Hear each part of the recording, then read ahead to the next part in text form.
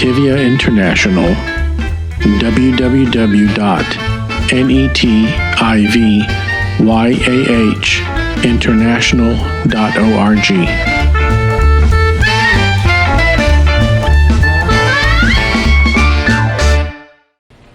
I got goosebumps crossing the Mississippi because as a child, my mother forced me to read Huck Finn and Tom Sawyer, and actually I fell in love with Samuel Clemens. I have him on my computer, on my telephone, on my iPad. I read his speeches quite often so I can learn a little bit of American humor. And I hope I can use it. And my task here is actually to share with you things that you don't know. A good teacher is like a bus driver. He takes the people from where they are to where they need to be. And that's sometimes a scary event.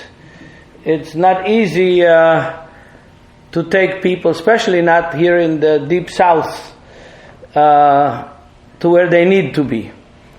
Because tradition runs very deep and it's very old. But we Jews have a deeper tradition, an older tradition. And that tradition we call the Bible. The Bible is Jewish.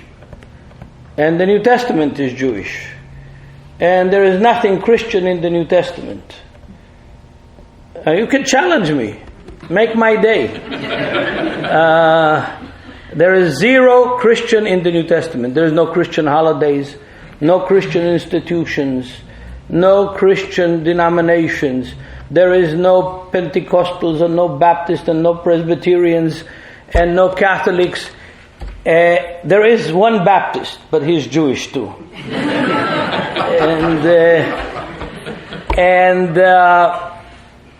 I have been doing this for quite many years, researching and studying the Apostle Paul. Why? Because 70% of all the preaching in evangelical churches comes from Paul's letters. Only 10% comes from the four Gospels. Only 10% comes from the rest of the New Testament, and only 10% comes from the whole Old Testament.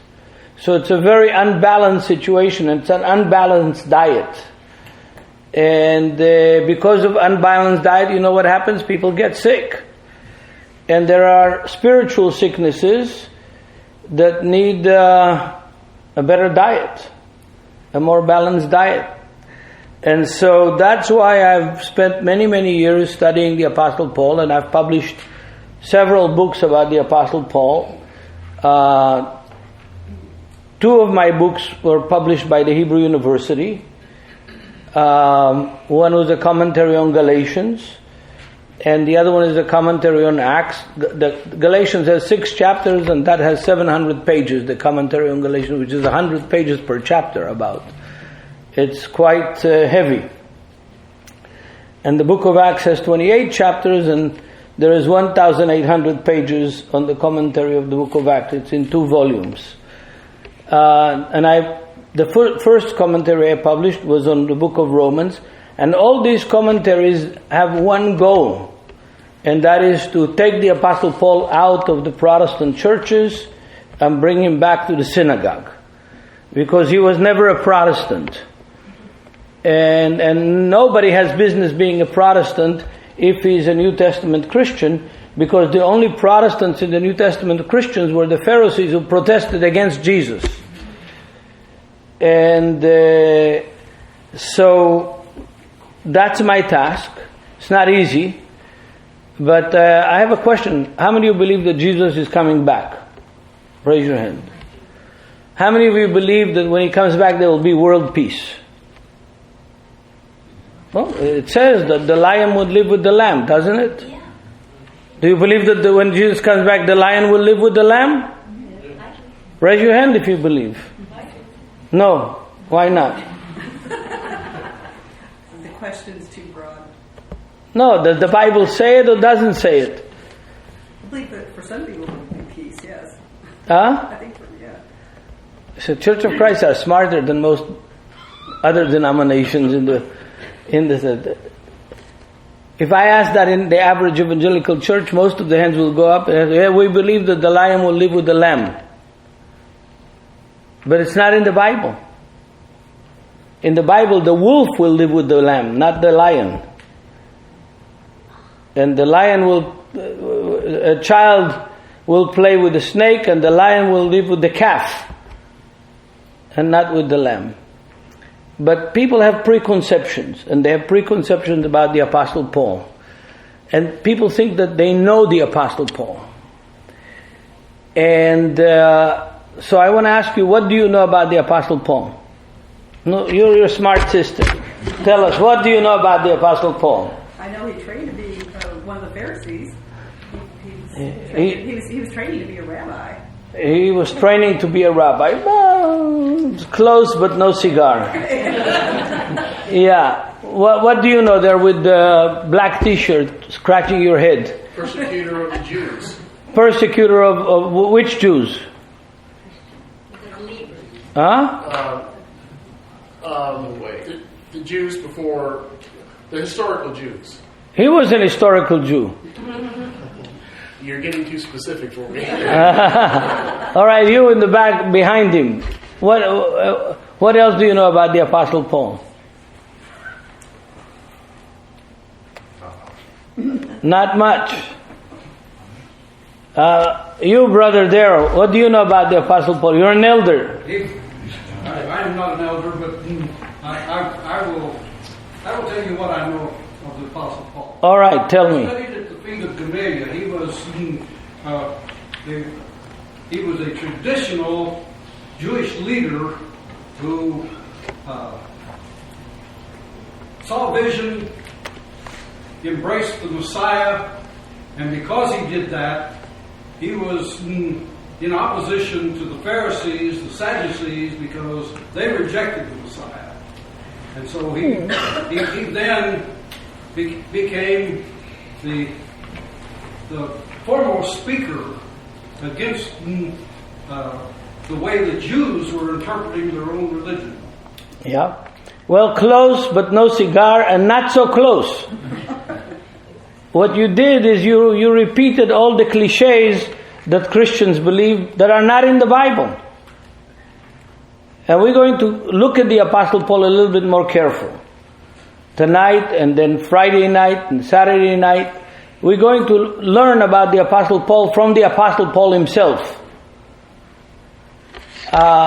Because most of the Christians look at the Apostle Paul through the eyes of Luther and Calvin, through the eyes of the Protestant Reformation.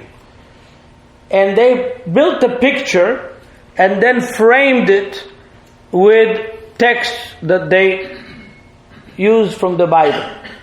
Rather than reading the Bible and seeing what does the Bible really say. But for example, this dear brother said he studied under Gamaliel. Now, who was Gamaliel? I mean, if it's important enough for the New Testament to tell you that 3 times that he studied under Gamaliel, who is Gamaliel? See, the thing is today it's very easy.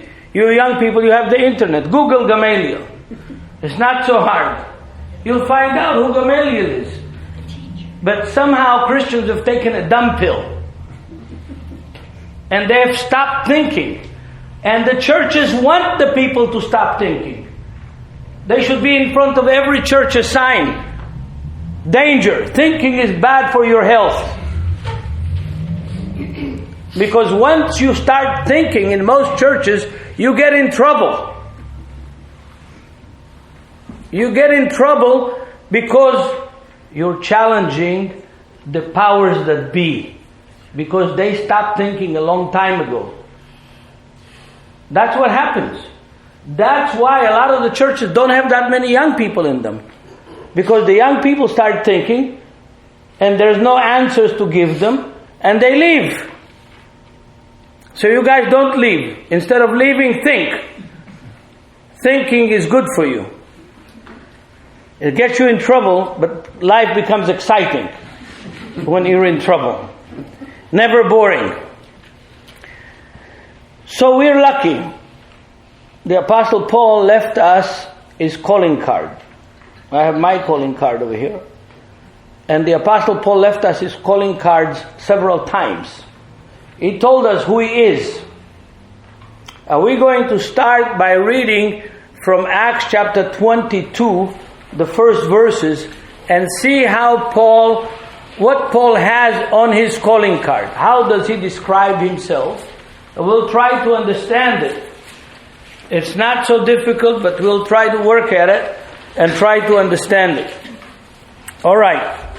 Acts chapter 22, the first verses. Let me give you a little bit of background. Paul has been traveling all over Asia Minor, which is Turkey of today, and Greece, and has established congregations in several cities in Asia Minor. And during those few years that he traveled, he'd been in prison several times for disturbing the peace, for damaging the businesses in Ephesus of the jewelers and the silversmiths. He had been shipwrecked. He had been accused. He spent time teaching in a Greek school of philosophy. He had quite a life. And then finally he comes back to Jerusalem. In Acts chapter 21, he comes back to Jerusalem in spite of the fact that he was warned that when he comes to Jerusalem he will be imprisoned and beaten.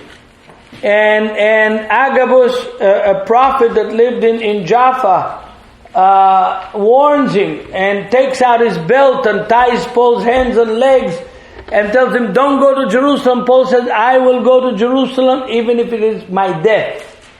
Why was Paul so adamant to go to Jerusalem? The reason is found in chapter 18 of the book of Acts.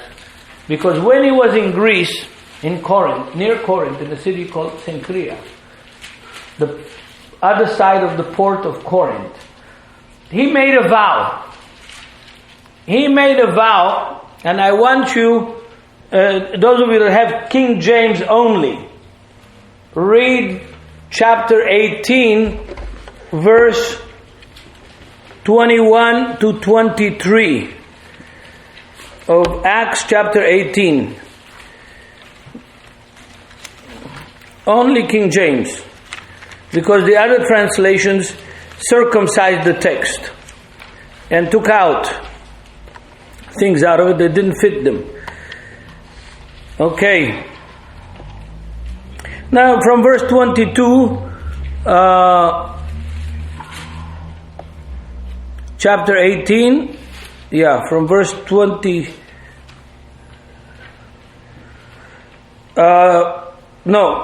From verse 21, excuse me. Just verse 21 read. We'll save time. Who has King James? Okay, go ahead. But bade him farewell, saying, I must by all means keep this feast that cometh in Jerusalem, but I will return again unto you, if God will. And he sailed from Ephesus. Listen to what he said again. I must go to Jerusalem by all means to keep the feast. Right?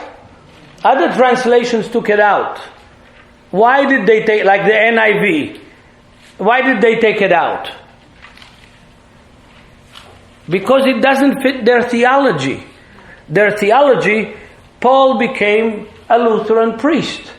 Lutherans don't keep the feast in Jerusalem. They don't keep the feast of Shavuot, so Feast of Weeks.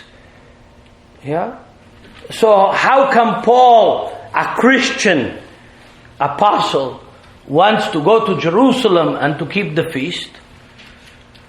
If he's a Christian, he shouldn't be keeping the Jewish feasts. He should be, dressing red hat with the white fur and be Santa Claus. That's what Christians do. But Paul says in the text directly, I know I'm offensive, it's okay, that's my job. Paul says, I must go to Jerusalem to keep the feast of Pentecost. Why?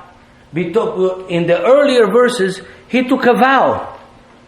And he said, I will not grow hair on my head until I go to Jerusalem, take the money that I've been collecting from the Gentiles, bring it to Jerusalem to the temple with 7 Gentiles and prove that God is fulfilling the promises that He promised to the prophets Isaiah, Jeremiah, Ezekiel, Hosea, Amos.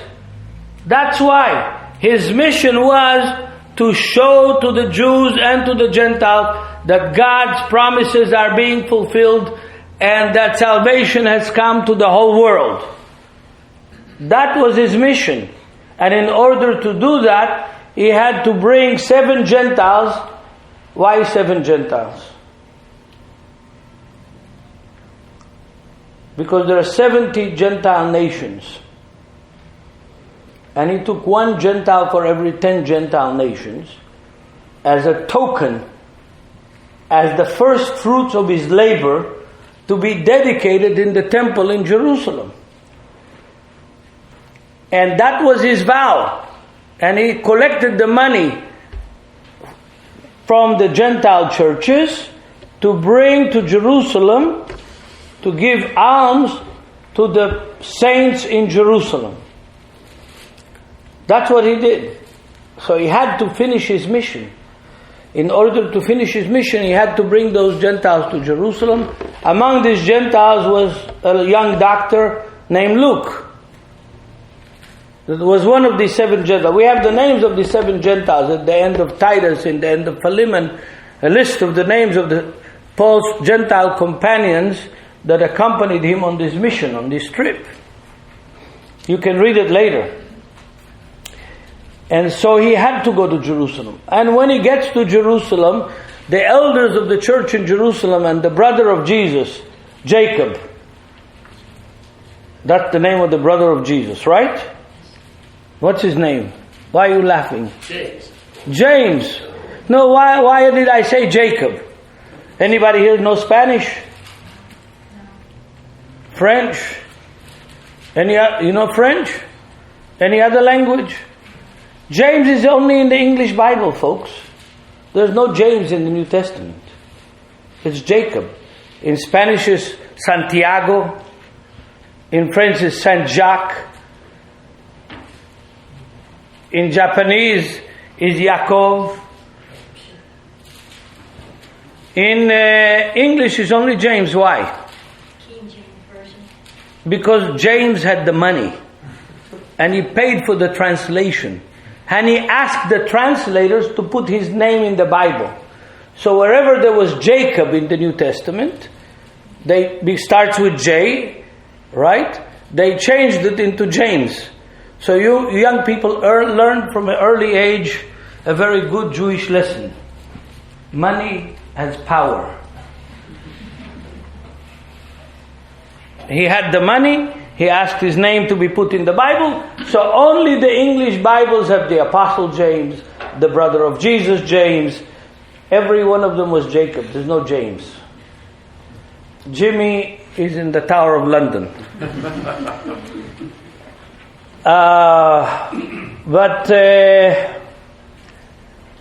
So Jacob, the brother of Jesus, who's one of the heads of the church in Jerusalem, meets the Apostle Paul. And read chapter 21, verse 20 now. Somebody read for me. Any version is okay. Chapter 21, verse 20. Read. That's what Jacob tells Paul.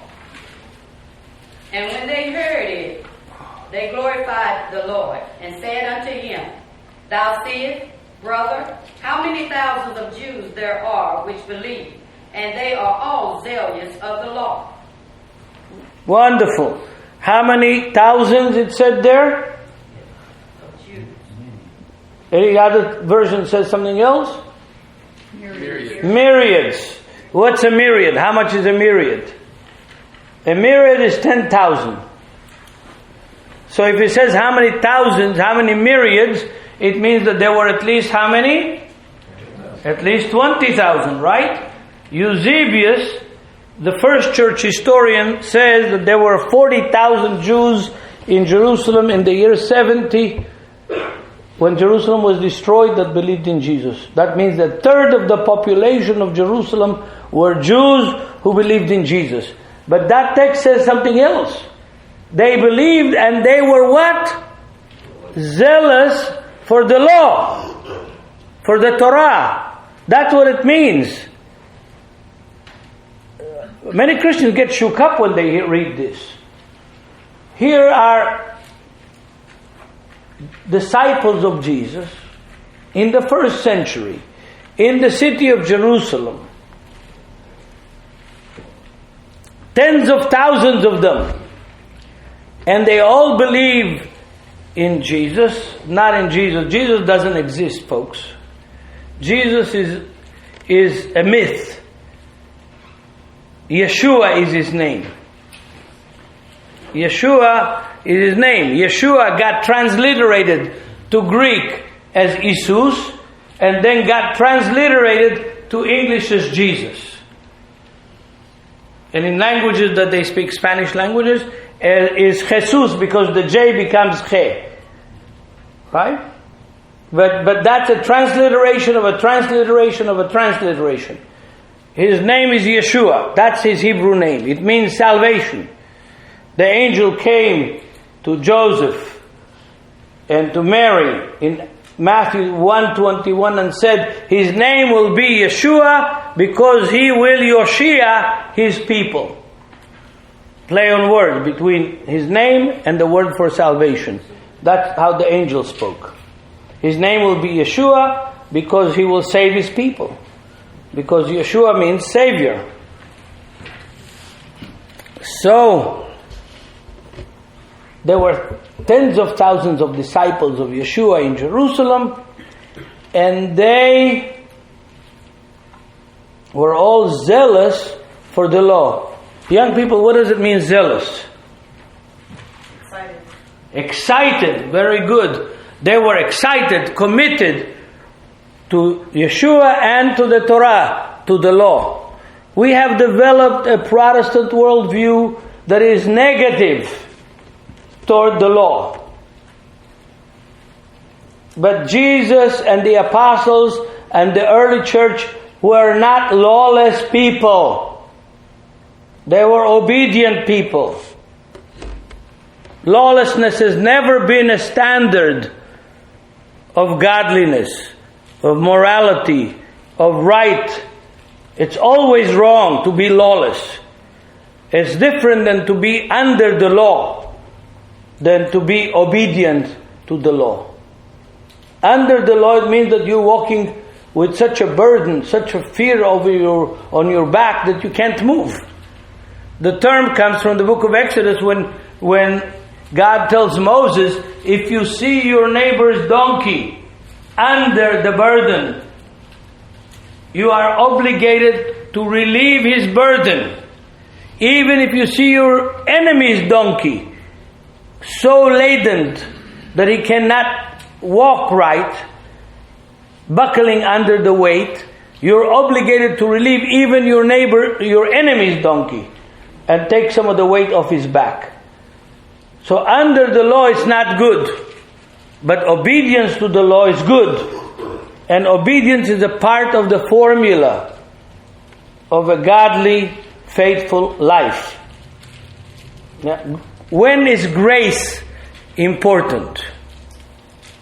Only when you fail.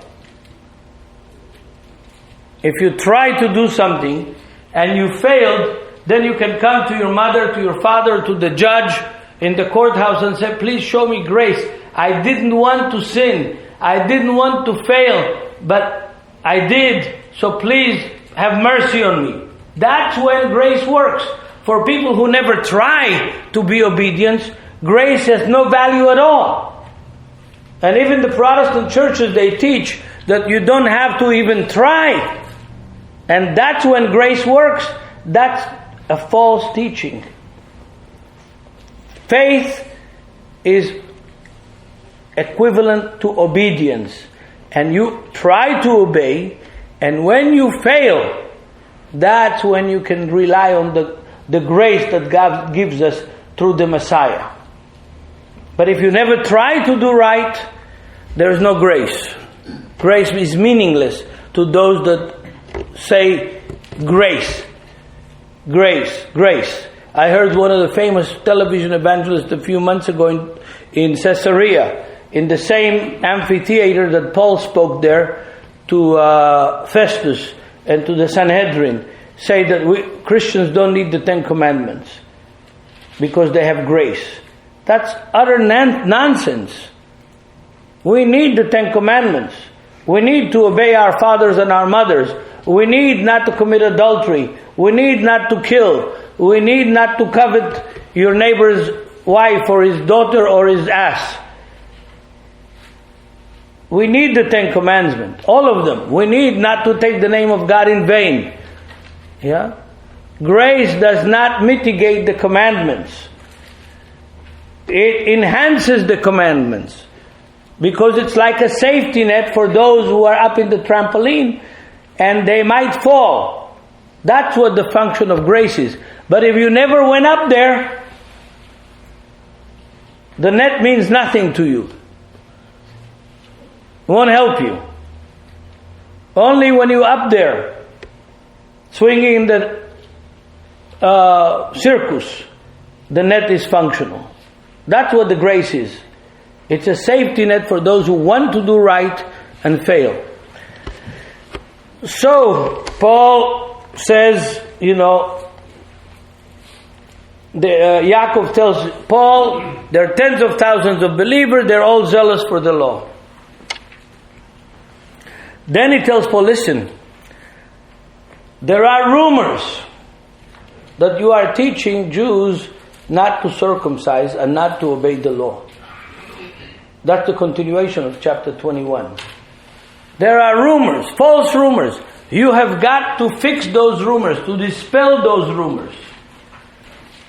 So how are you going to do it? Well, you're going to go to the temple and take 4 people with you that took vows also, and you were going to pay for the release of their vow to prove to all the Jews that these rumors are false. What does Paul say? Of course, I'm willing to do it. And he does it. And then people that met him in Asia Minor meet him and they recognize him and starts a riot and they want to lynch him. And a Roman soldier sees the riot and he rushes down the stairs from the fortress that is on the northern side of the Temple Mount, and he rescues Paul and he takes Paul. And Paul, now we are in verse 1 of chapter 22. Paul now asks to address the crowd. Acts 22, somebody read for me from verse 1 to 3. Brethren and fathers, hear my defense before you now. And when they heard that he spoke to them in the Hebrew tongue, they kept all the more silent. Then he said, I am indeed a Jew, born in Tarsus of Cilicia, and brought up in this city at the feet of Gamaliel, taught according to the strictness of our father's law, and was zealous toward God as you all are today. All right, here the first words of verse 1 have great meaning to me. Because who is he calling fathers and brothers? He's calling those Jews that want to lynch him, that want to beat him up. They don't believe in Jesus. But he calls them fathers and brothers, and this is not the only place that he does that. I have been a disciple of Jesus for 50 years. Traveled in many, many places in the United States and around the world. And I have never been able to understand this whole attitude of who we call brothers.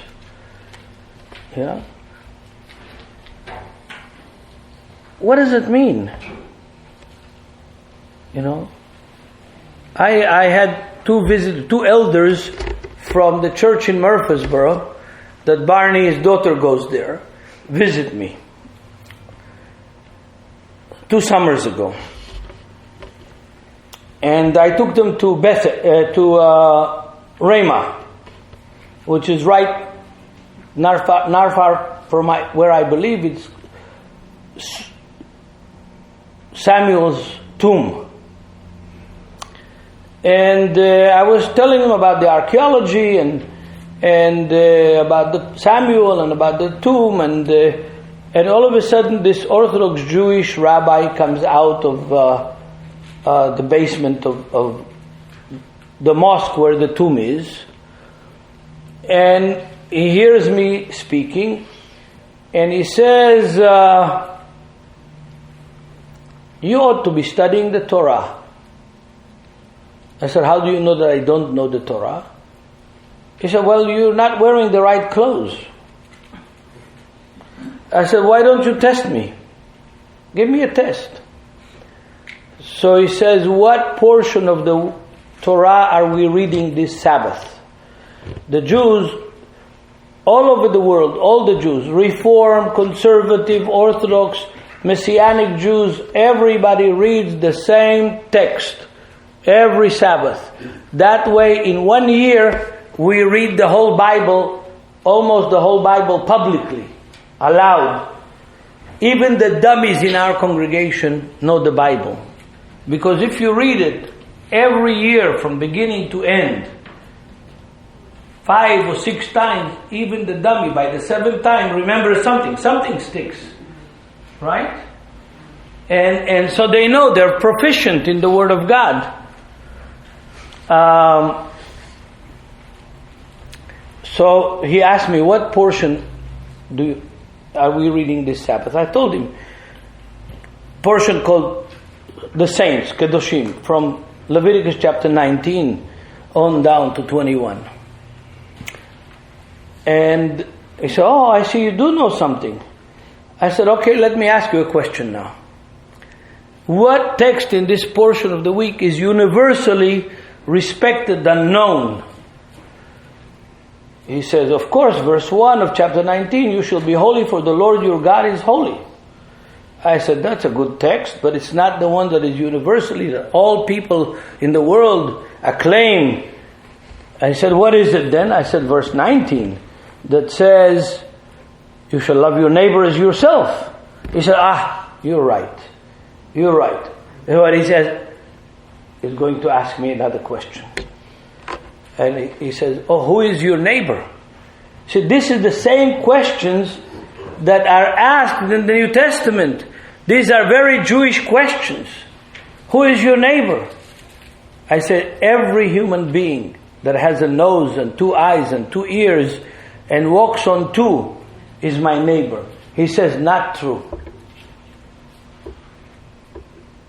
I said, what do you mean not true?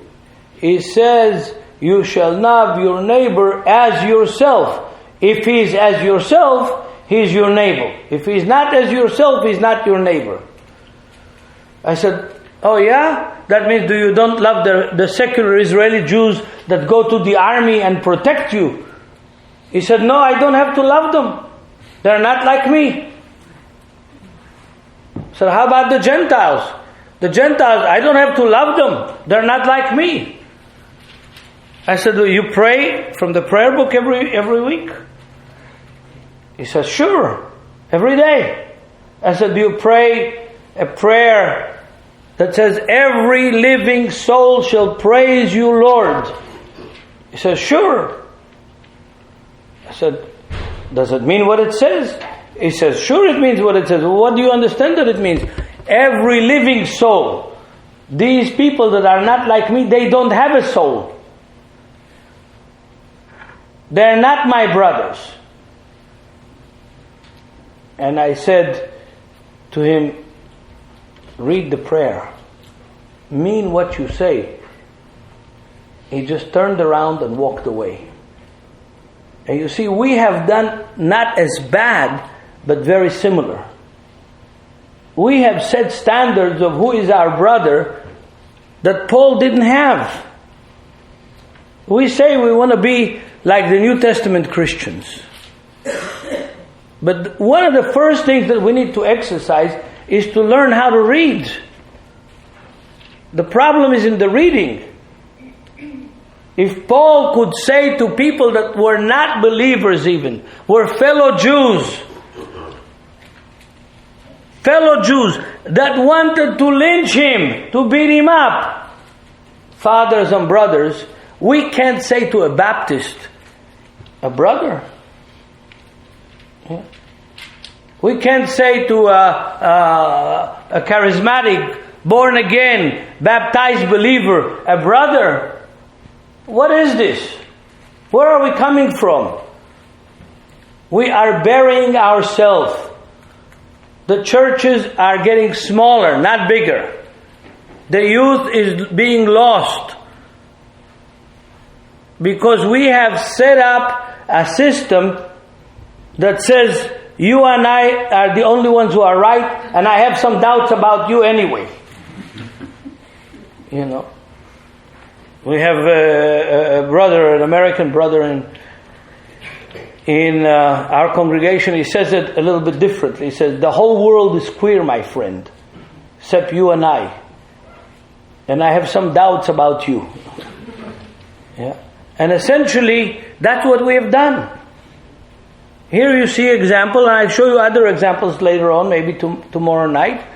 Not tomorrow night, the night after tomorrow night, in which Paul says, brothers and fathers. I'll show you now, the end of the book of Acts. Let's look at the end of the book of Acts. Chapter 28, the last chapter of the book of Acts.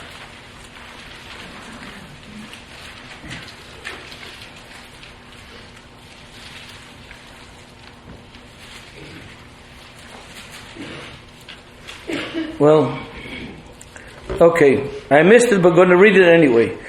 Verse 17. Somebody read for me verse 17. And it came to pass that after 3 days Paul called the chief of the Jews together. And when they were come together, he said unto them,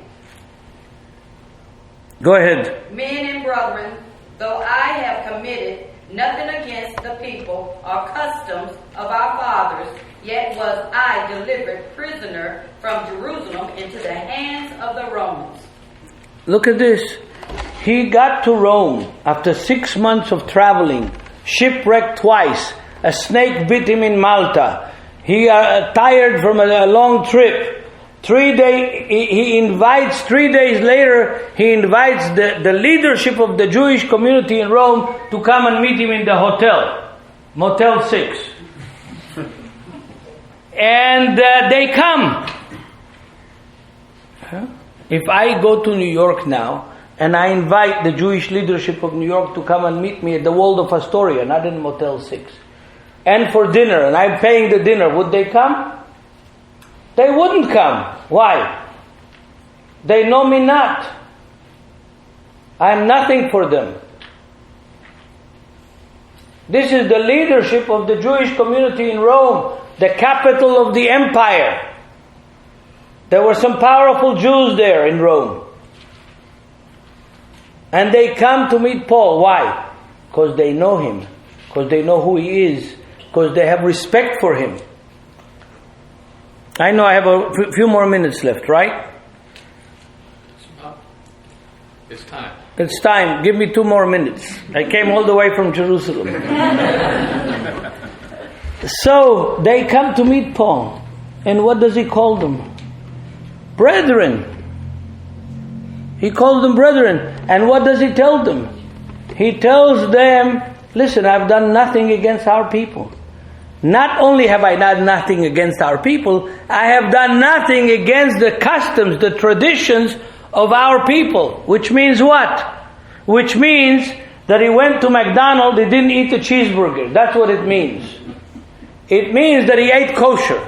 It means that he observed the Sabbath day. It means that he was a good Jew. Like he said in Acts 22 verse 3, he said, I am as zealous for the law as much as any one of you. Talking to the Jewish crowd in Jerusalem. There were some pretty religious, pretty zealous people for the law, pretty committed people to God's commandments. And we're only beginning tonight. We're going to continue on Friday night. It's going to get even more exciting. Because I want you to get to know the real Apostle Paul, the one from the text, not the one from tradition. Because it's going to change your life to know the real Apostle Paul. And it might change your church, and it might revive you. It's okay. I am sorry that I had to quit early, but we'll get back here on Friday night. Okay. God bless you all. I'm sorry I have to run.